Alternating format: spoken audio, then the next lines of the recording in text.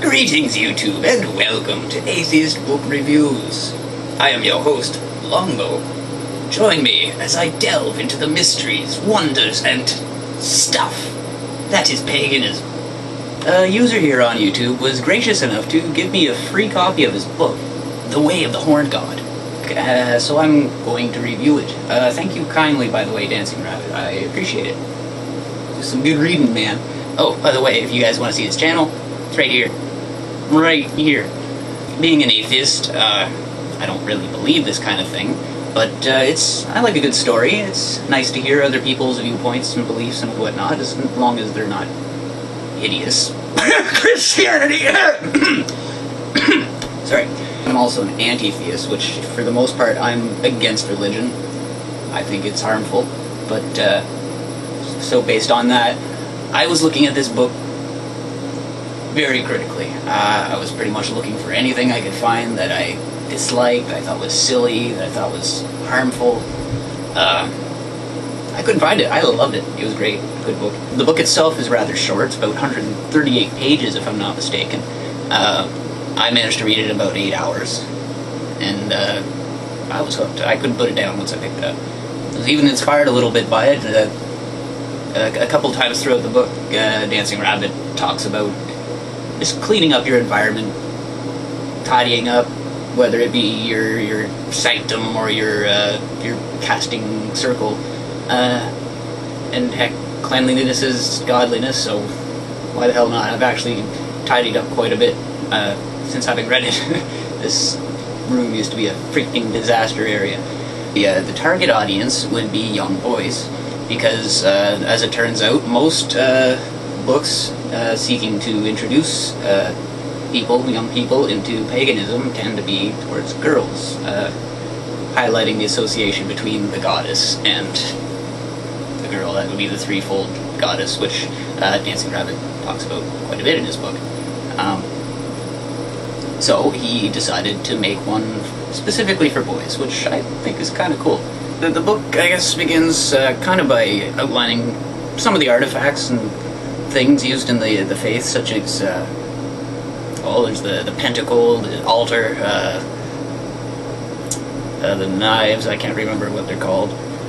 Oh, and the Book of Shadows, which I thought that whole concept of the Book of Shadows was actually kind of cool. It's basically like a pagan's journal or diary where they'll write down their aspirations, experiences, their hopes and dreams and spells and poems, nature lore, things like that they've learned. And I don't know, I think that's pretty cool. It's good to keep a journal. He also includes a section on kind of coming out of the closet as a pagan. Like the reader happens to prescribe to that. Dancing Rabbit kind of goes over some ways they could do it, or whether or not it's even a good idea, if it's going to introduce strain into the relationship or not. You know, the idea is to be at peace. There's also a section dedicated to spells, rituals, and these themselves I think are rather interesting. The way the artifacts, individual artifacts, are used in the various spells, I think that's neat, because each one has its specific purpose and application, and it's a part of the spell for a reason. Like, there's a lot of thought that goes into preparing the spell and going through the motions and rituals, and I think that amount of dedication towards any goal, whether you're physically working or you're just concentrating on something, I think it can be helpful. Certainly a lot more stimulating than Our Father who art in heaven, hallowed be thy name, thy kingdom come, thy will be done on earth as it is in heaven. Give us this day our daily bread, and forgive us our trespasses, and we forgive those. Boring! I'd much rather friggin' wave a knife, spin circles of smoke around myself, and play with fire and stuff. That's, I don't know, it's just cool. Basically, compared to Christianity, paganism's just a lot more colorful and thoughtful, and damn, I like this book. Now, it's been said that Christianity is the thinking man's religion, but no, it's not. Any religion that kind of intimidates you into not asking the tough questions and not seeking answers. Teaches that you're a lowly sinner and you should repent or burn in hell forever. That's not a good faith. But whereas the message in Dancing Rabbit's book is like, how can I grow? How can I learn? What can I learn? How do I mature and develop and become a successful, helpful, beneficial person? How do I plant a nice garden? That's in there too. And even a little bit of history. There's sections where I was rather impressed. He talked about the Neolithic era,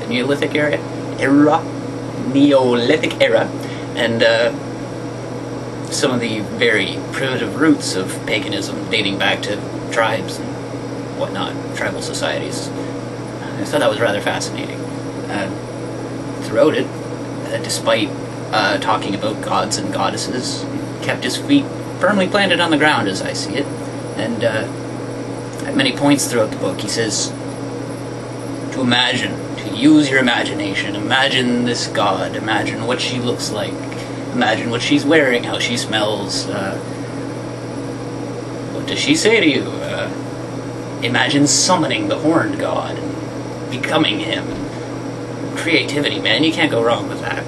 I don't know. Well, I guess that pretty much concludes my review. It kind of maybe was a little bit disjointed, but I enjoyed your book, Dancing Rabbit, The Way of the Horned God. Is some good stuff. I would buy it if I were you. Not you, but other people. And good book. I'd recommend anyone pick it up. It's great stuff. And sorry I took so long to make this review, Dancing Rabbit. I'm a bad procrastinator. If I were to like choose a pagan name and prescribe to that kind of thing, it'd probably be Procrastinating Horse or maybe Sleeping Dog. Cheers.